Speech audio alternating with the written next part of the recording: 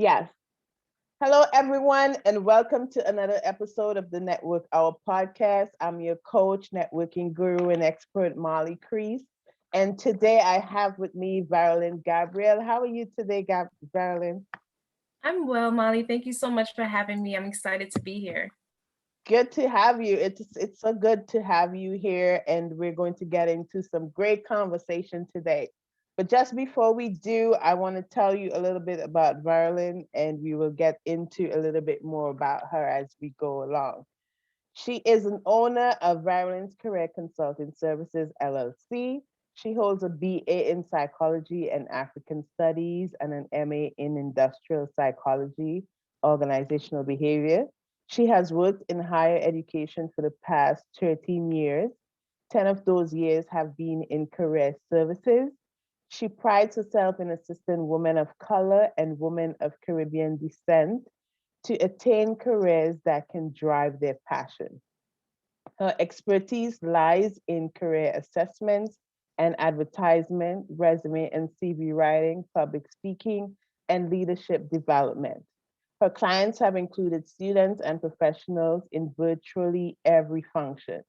Her broad industry knowledge includes higher education, human services, technology, HR, and culinary arts.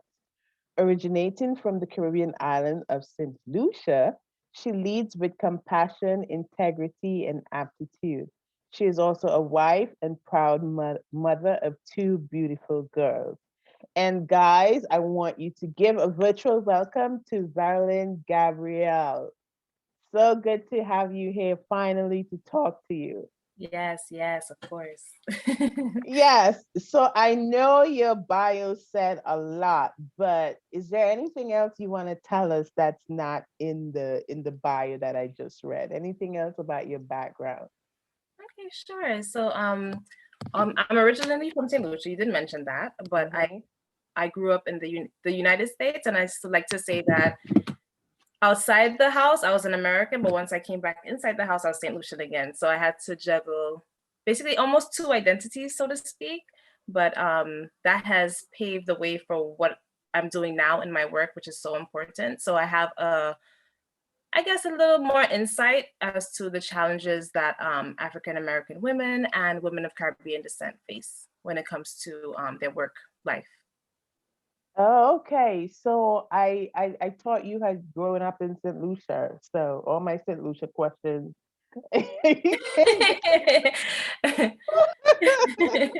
ready to Well, I get in, still might be able to answer depending on what it is. ready to get into some deep St. Lucia questions. Uh, So, do you know what the special food, the national dish is for St. Of Lucia? course, green fig and sawfish. Green fig and saltfish. Oh my God. I could eat some of that right now, to tell you the Yes, truth. and we have this yummy dish. Green fig salad is my favorite. It's kind of like potato salad, but it has a spin because it has green bananas and saltfish with the mayo. Okay. So your family is originally from St. Lucia. Are they Yeah, living in St. Lucia right now, or are they in the United States? a little bit of both. So my mom, she lives in St. Lucia, but I was Hmm. adopted by my auntie, who is her sister, and she's up here in the U.S. Oh, oh, okay, cool. You have the best of both worlds. Yeah, so every now and again, summers was in St. Lucia to be with mommy, or she'd come Yeah. vice versa. Nice. I have a sister who's living and working in St. Lucia right now. Oh wow, Yeah, St. Lucia is an awesome place. All the Caribbean islands are awesome. We I love are we I are love the island. neighbors. We are neighbors. St. Vincent and St. Lucia is right there together. So Yes. that is pretty cool. Okay, so let's get into it. When you were talking a bit about your background, you talk about having to switch things up. So let's talk about that code switching a little bit. Mm. How has that been for you, and what kind of things did you have to do there? Whew, that's a deep one. Especially when I was younger and starting to figure out where I fit in as far as America. And little kids are very cruel. You have a little accent, you have a little bit of this, you stick out, that they tend to pick on you. So a lot of the times I had to kind of mask my identity a little bit. Because in St. Lucia, we also speak French patois, also kind of similar to Creole. It's our own little Creole, I guess, so to say.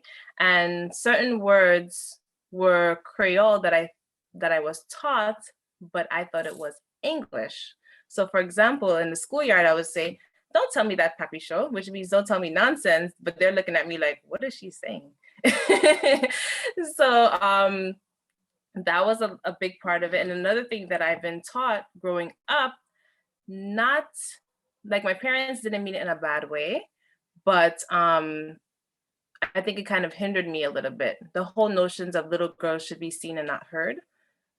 So oftentimes, instead of me having a voice or being proud of my voice, I used to oftentimes kind of step back and play my role, so to speak. But I've learned as I've gotten older, grown my own path, I've learned to have how important this voice is, especially when it comes to helping others. And that I think that has played a big role in my life.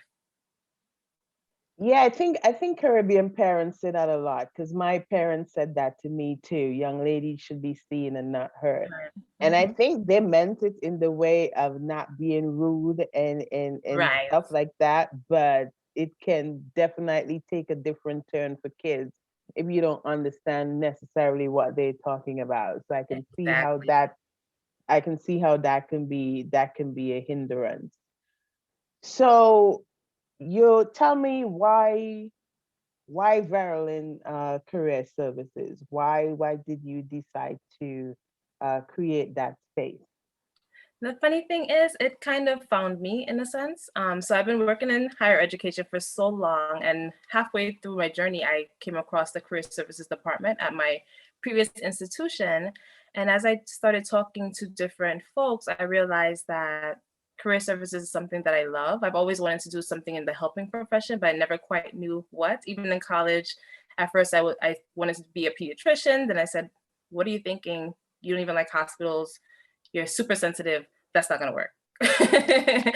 So I have just been going through the journey of with the career services, and then I've been working in career services for so long, and I realized that Caribbean students and African American women and girls tended to gravitate to me, and I've also found it very fulfilling when I'm able to help them succumb to one of their barriers. So I think that's kind of how that whole bug came across. But Mhm. I made it official in 2019 when I got my LLC. So that's pretty much how that journey started. But it wasn't something that I always said that I was always going to do. I didn't even know I was going to fall into career services. It just everything has led me up until this point. Mhm. So is it different for African American women versus Caribbean Black women? Because there's some cultural differences there. And being at Monroe, you have both. You have a big Caribbean experience, and there's also an American experience. So how do you go about maneuvering those two? And do they have different needs and different challenges that face those two groups? Yeah, so I believe that both groups share a lot of commonalities, but I would say for Caribbean women, we have the added challenge of not being exposed to a lot of different career paths. If I talk to a lot of my Caribbean friends, we all hear your parents said either you're going to be a doctor, a nurse, a lawyer, or a teacher, and that's it. Yeah. So even for me, doing career services was very confusing for them for a while because they're not really sure what it is exactly that I do. I mean, now they understand, but even that was a challenge. And then even what I mentioned before about little girls must be seen and not heard, um, we tend to not be the voice that we need to be when it comes to the workplace. We'll sit behind a desk, do all of our work, and get everything done, but we don't necessarily know how to play the office politics and do more to get to our career trajectory.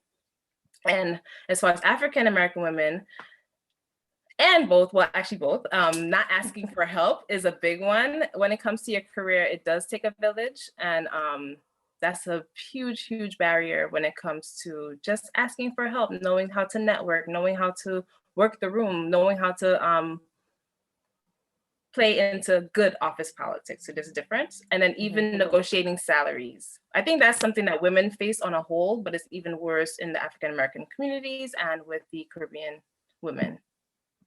Yeah, and it's so important to know how to do these things because I remember when I was coming from St. Vincent, it was my first time in the US and coming here in 2004 and immersing myself into a new atmosphere, a new background, a new culture, and going straight to Monroe.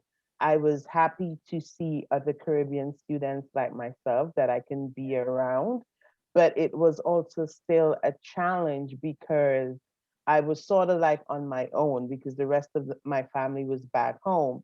And so now I had to find a way to navigate myself through studies and also to figure out what I want to do and what the road is going to be like after those studies.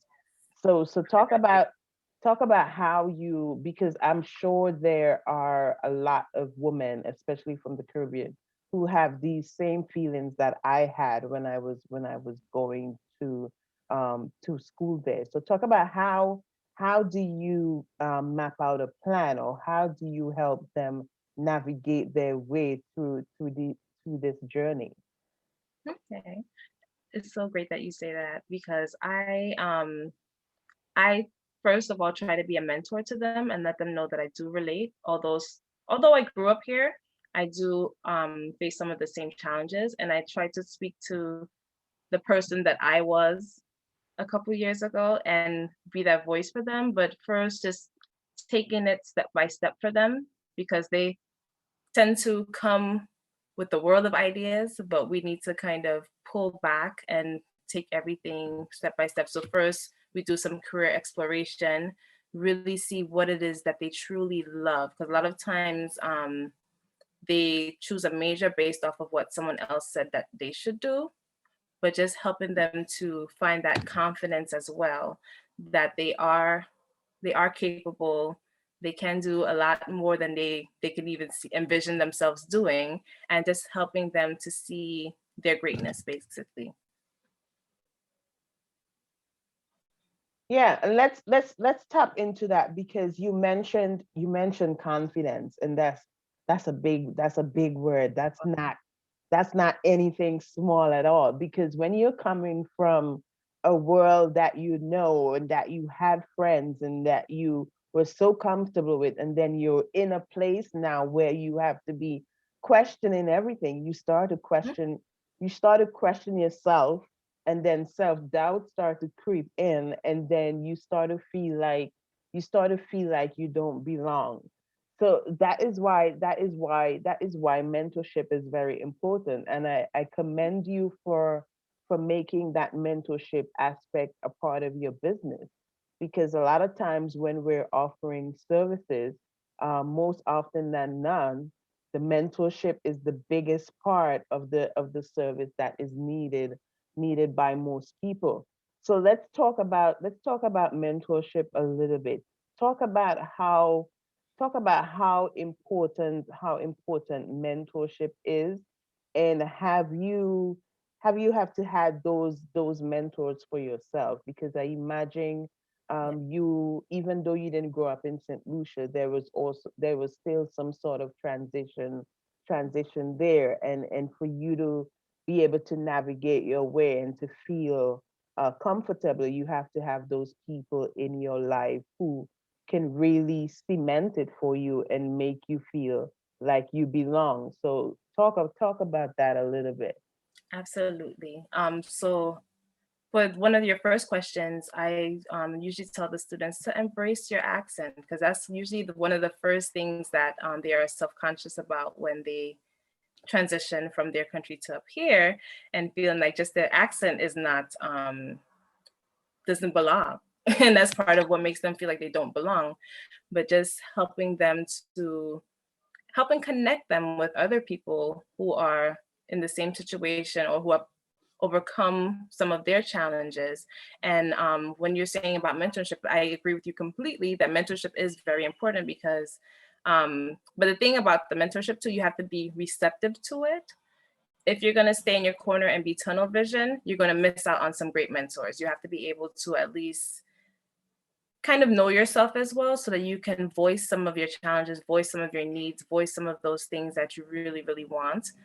So that's also part of what I do, getting that part out of them so that they can embrace when they do have a mentor. Because can you imagine if you have a great mentor, but you're not ready, it'll be a waste. So mentors help you to connect you with other people, help you to do things out of your comfort zone. For example, I would force them to go to a networking event. I know it's so intimidating, but just doing that is a first really big step to just getting out of their shell. And attending a job fair, for example, where it's just a bunch of tables and you're just going in and just talking to an employer. I always say start with the employer with the job that you would like the least, so you can work yourself up to the one that you would like the most. So like just different little steps like that. Yeah, it's so funny that you mentioned the accent because I remember I used to try to hide mine. I used to I used to try to I used to try to speak. I would say, okay, I need to speak proper English Yeah. and try to enunciate my words and, and back home we'd say you're talking too broad and Yes.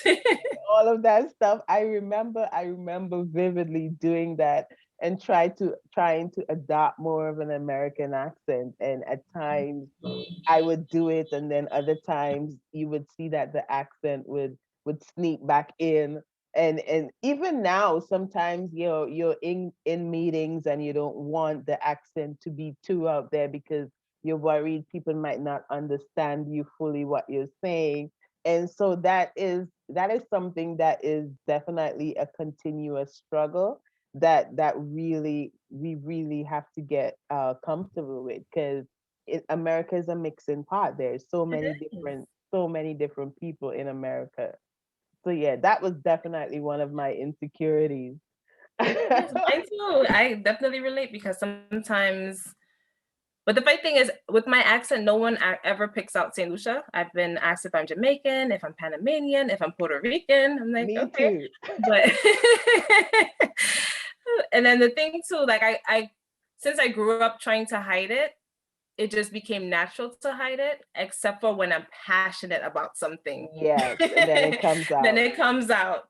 But it's not something that I'm ashamed of necessarily. It's just that now I got so used to not even hiding it, but I guess being surrounded by so many different people, so many accents, you kind of tend to merge everybody into yours, if that makes Yeah, sense. yeah, yeah.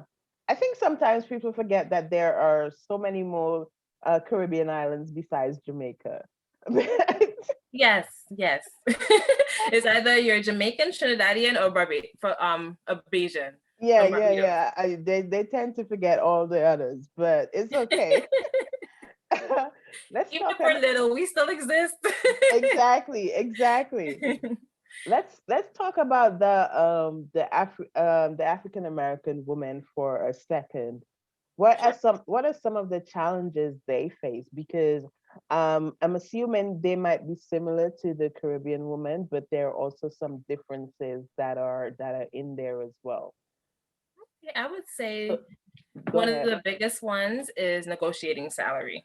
Um, and I'm even a testament to that. So with the position that I have now, they gave me they gave me an offer. I didn't like it. I went over to one of my mentors and said, well, I'm not taking this job because they obviously don't see where I'm worth. And then I was just going off. And then she said, did you negotiate your salary? I said, wait, what? I can do that? So just I'm so happy that I had her there at that time because I would have thrown away an amazing opportunity just for the fact that I didn't know that that's something that you can and should do whenever you're offered a salary. And I think that's very big with African American women. I also think that the lack of confidence is also a big one. And just having that voice in the workplace. So what are some things that um, women that are listening can do to overcome those obstacles? Because you're right, I hear that all the time. It's a staple thing within the United States where women are undervalued all the time, and statistics show that we gain less. White women gain less, and then underneath white woman you have African American woman, and then underneath that is the Caribbean woman, and then Yeah. all the other women come after that. So how do you overcome that? How do you go in with confidence to negotiate a salary? Okay, well, I think it's definitely a work in progress. So, for example, if they are lacking public speaking skills or something that they are just very afraid of, that's something that you're going to have to immerse yourself into. You have to force yourself to do it because the more you practice, the more you're able to do that.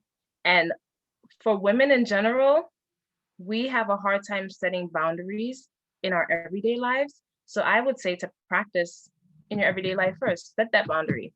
Like if someone at for example, if you're going to buy something, if they tell you, okay, well, except for hard prices, if it's somewhere there's some kind of wiggle room, practice negotiating that price down. If you have to go to Amazon, for example, and your shipment didn't come, a lot of people don't know that you can actually call Amazon and tell them that your shipment didn't come at the time that they said it would, and you can, even if they say they're giving you your money back, you can still ask them for a $5 incentive, for example. So just doing like little things every day to set boundaries, to basically practice your negotiating skills, that'll make it more comfortable for you once you do get to that point where you have to negotiate your salary. And if you're already in a position that you would like to promote and grow and get a better salary while you're there, the best time to do it is when it's time for your annual performance, where you can actually be able to tell them how you save the company money, how you save the company time, how much of an asset you are to the company, and always have a number in mind, a number that is reasonable, but make sure that you have your number so that if they do ask, you're ready. So it does take some preparation. You think it's also to being able to articulate your value as well? Yeah, of course. And to articulate your value, you have to know your worth. So that's also a big part of it. Yeah, and I think too, some of us we don't know our worth.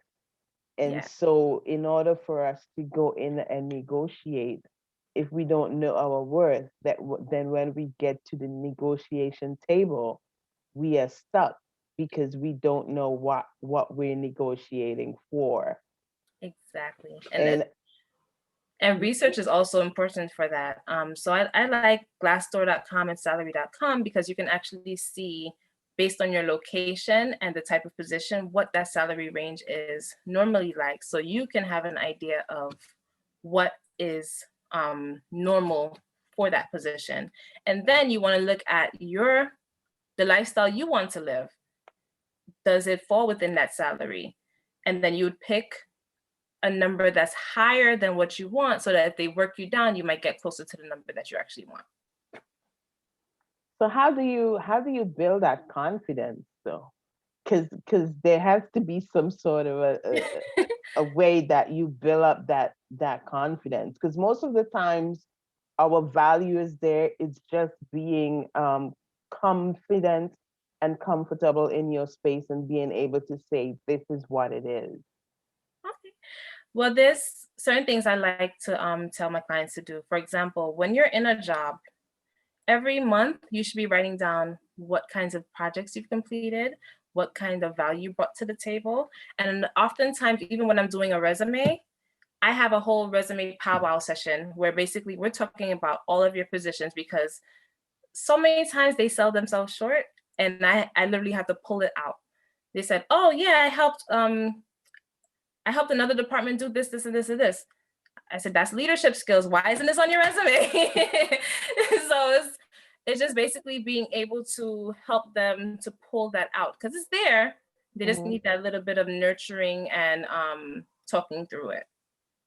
Yeah, yeah, you're right. Because so many times we belittle the stuff that we do because you might have only had a job as an assistant in somewhere, or you're in school and you helped develop a club and you say, "Oh, but I just did that." But that Yeah, but that's transferable skills. That's leadership skills. That's exactly. that stuff you can really put in there to make someone want to hire you. Exactly. Because even when I was a receptionist at one point, and just that position enabled me to work with different stakeholders.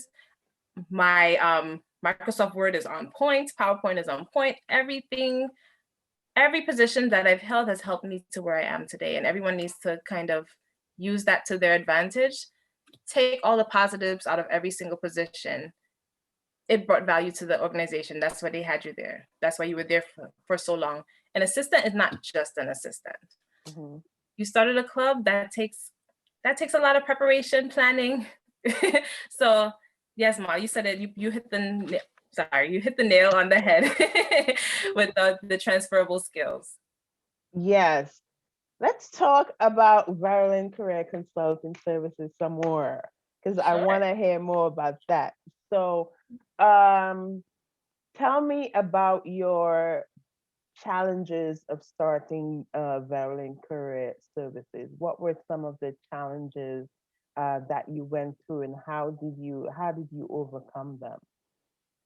I think I had a little bit of imposter syndrome.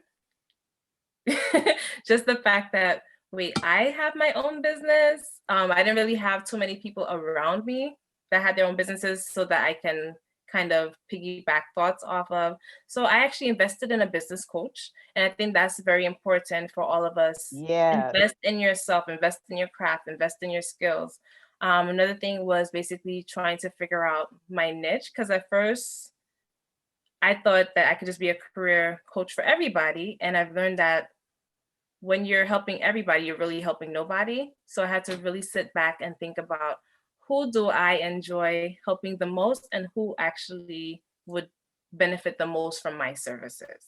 So although I do have male clients, I'm not opposed to helping anybody outside of my niche, but I do focus on my African American women and my women of Caribbean descent. And I think you've definitely zeroed in on a niche there because I remember when I was in college, I taught about something like that, but the thought was doing it in form of really at those times, the temp agencies were really popping those times, Mm, and you want a job, you go, the easiest thing was to go to a temp agency. And I remember getting jobs with Columbia University through temp agency and all of that stuff. And because you were coming from the Caribbean and there was not much um, plan in place or not much things set up to help you along the way, there was it was sort of like you had to experience it for yourself and fall down and get back up again it's so before you true. get to where you wanted to get to. And I'm so happy that you're doing this because by doing this, you're able to help more than a few people from really falling down and getting those bruises. If you don't have to get bruised up, it's good to avoid it. Exactly. Exactly.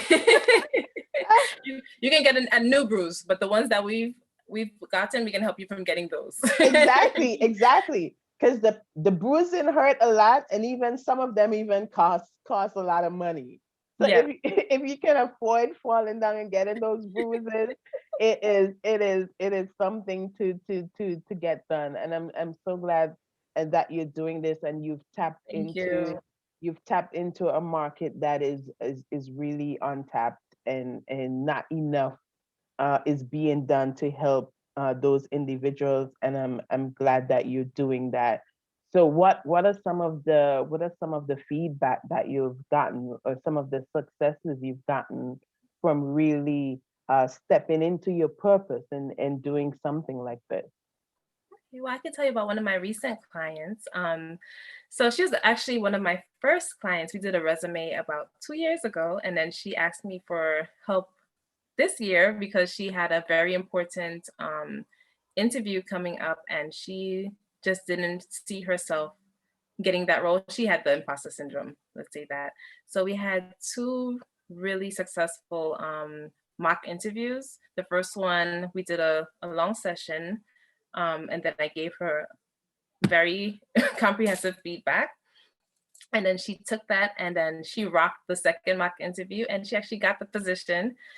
So that was one of my really amazing success stories. And a lot of the women, oftentimes they tell me that they love working with me on the fact that I am relatable, nurturing, but I'll give you honesty. I'm not just going to let you leave you out to dry, I guess. I basically help them to figure out all of the things that they need. And I also, they call me the mother hen. I don't know why.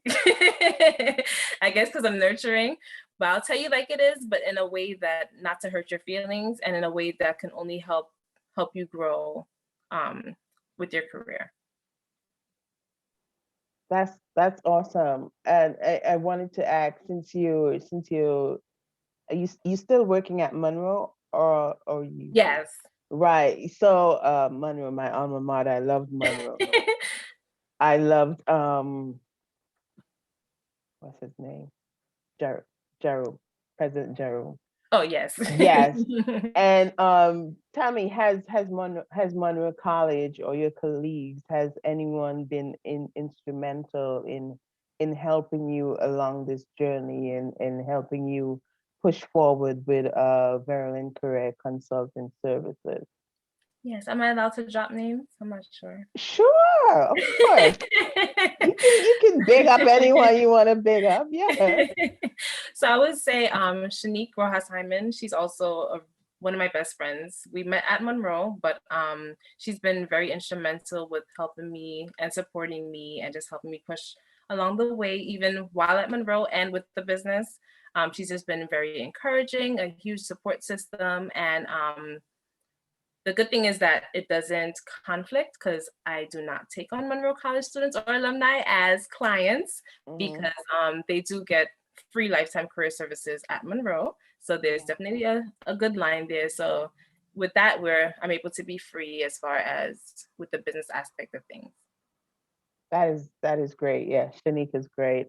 Yes, I do have some others, but she's been the most supportive. Okay, that is awesome. Tell me about what are some gaps that you see that needs to be filled in the space of where you are in terms of African women and Caribbean women. What are some gaps that people don't look at, that we're not looking at, that we really need to pay attention to and focus on? I think the mentorship is a really big one. And I'd like further down the line, one of my goals is to train others to do my role as far as being a career consultant. Just because even for me, and you mentioned it yourself, it's hard to find people that look like us and have faced some of the challenges that we have faced to kind of walk us through it where we're in a comfortable, safe space. Not downplaying the work of other ethnicities, but sometimes you just need your own to kind of help you to get to where you need to get to. And let me see, another gap would be um, leadership roles. Just even having the confidence to go after the leadership roles. I see that that also falls back on the lack of confidence. Not that we're not capable, but we're also very doubtful that we'd even get the position because oftentimes I've seen it happen so many times where the person who's been working so hard gets overlooked for the position and they would hire someone outside. And that's also part of why it's important to be able to play good office politics and getting yourself out there, being able to toot your own horn. So I think that's one of the other gaps that we have to look more into. Do you think the name of the person is also a factor or something that has to be looked at? Because and the reason why I say that, and it might be shallow, but it does happen in the employment industry. A lot of us that come from the Caribbean, we have names that are, people would consider them names colorful. I don't know why that is, but they say things like that. Like if you have a name like Shanika, or they consider, and that's probably based part of the employment racism in that's Mhm. rooted in America. But have you had any client that have experienced that, or have, and or know anyone that have experienced that and had to switch per se Yeah. to a It, different name or anything like that? it happens way too often, but I've always been mixed about that because I also feel that you work, you're at work most of the time. So you want to be at a place where you're going to be valued for who you authentically are. Mhm. But then at the same time, if it's a point where you are trying to just get your foot in the door, then you kind of have to make a few amendments to do that. But if you're at a point in your life like I am, I want them to accept me for who I am. And if they don't want to, I don't want you either. So that's why I feel like it's so important for your job to be a good match for you and vice versa. Mhm. So are you saying that code switching is necessary at some point? At some points, yes. Do I like it? No. But you also have to learn how to play the game. That is so true. And I have a story for that. I remember going into a job interview, and the employer was literally surprised by me Mm, because my name on the resume is Molly Crease, and the energy I got is, for the life of me, I think they literally thought that I was white. And when I stepped in for the interview and they saw me, they could not hide the surprise that was on their face. And no. needless to say, that interview did not go well for Oh me. no. But it is so unfortunate that we have to do these things as Black women, and not just Black women, or Black men too. Sometimes Yes. have to do those things as well, to just be able to get an opportunity or get Just your to be foot in the door. seen. Yes. It's And terrible. it's terrible. That's why businesses like yours and others that are really catering to the Black community, those untapped market that need these kind of a resources. That is why it's necessary, so that even though you had to switch to get into the door, when you do get into the door, you know how to sell yourself, and you know how to show your value, so that they will have no choice but to let you in the room and not turn you away. Exactly. And so that's ultimately the goal, and that's awesome. So tell me about a typical day in the life of Veralyn Career Services. You have a client, you onboard the client. What are some services that you offer, Okay. and how do you get a client from point A to point B? Okay. So that's funny that you say that. So every client, I start off with a 15-minute career consulting session, basically to make sure that I'm a good fit for them as well as them being a good fit for me. Because I think that that client coach relationship has to have a good synergy and good energy for everything to work. So based on that initial conversation, we determine what the needs are for the client. So if it's just a matter of they want to revamp their resume, then we have our resume session where we sit down, we go through every single position, and that they have on the resume, then I even dig deeper to see what other positions that they may have not included and what other information they have not included. Then I also offer, because this curriculum vitae is different for higher education, so that documents typically 2 to 3 pages. So I also know how to do the difference between the resume and the CV. Then I also have mock interviewing sessions. I have career counseling sessions. I have job search strategy sessions. So it just basically depends on the needs of the client, because I also am able to tailor some packages based on their needs. Yeah, that is great. I have not seen, because I know the CV is a Caribbean thing. We don't say resume in the Caribbean, we say CV. I'm assuming it's an English thing. But Yeah. are there a lot of jobs that are asking for a CV versus a resume? And tell our listeners what's the difference between the CV and the resume. Okay. So typically the resume should be a one-page document, 2 pages if you have enough experience that's relevant to the job or the industry that you're applying to. Whereas a CV in America is typically more for higher education based positions, because it's more of what you've done in academia, and it could be more lengthy because they want to see all of your career experiences. So that's the basic differences between the resume and the CV. Oh, totally different than But in the Caribbean, because yeah. in the Caribbean, it's also a lengthy document because they want to see how you did in your CXCs. They want to see your well, here's elementary school, but back home it's primary school. So Yeah, they want to yeah. see more of what you did in school as well. So it's similar in that aspect, but Mhm. I'm I'm starting to see that they are going more towards the traditional resume, the American format. Yeah, everything's shorter in America, but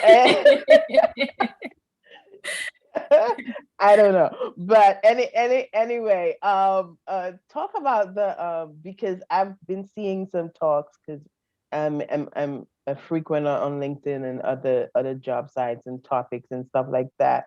Talk Mhm. about the cover letter. How important is the cover letter now, and should people?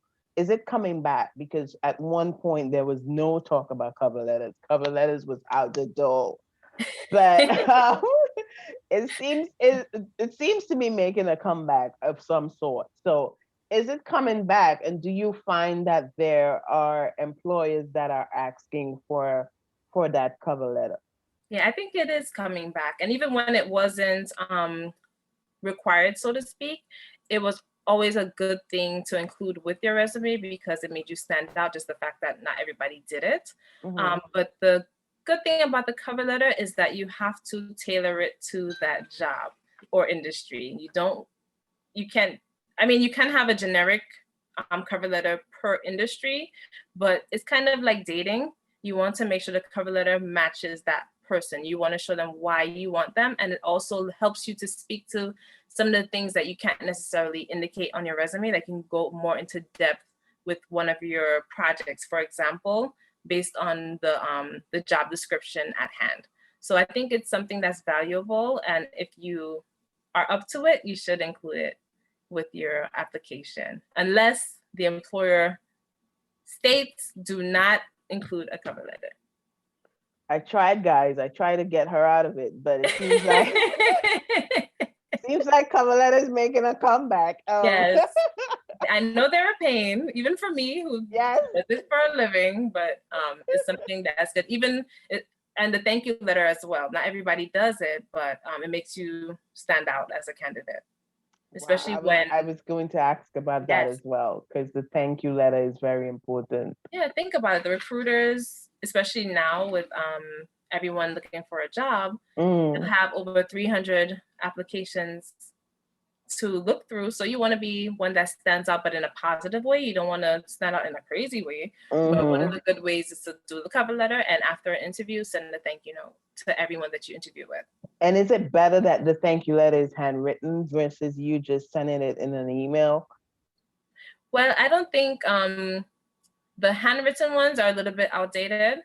So it's better to do it in the email, Okay. especially now with offices kind of doing a hybrid situation where they might not always be at that desk. So with the email, it's personal to that recruiter. Yeah.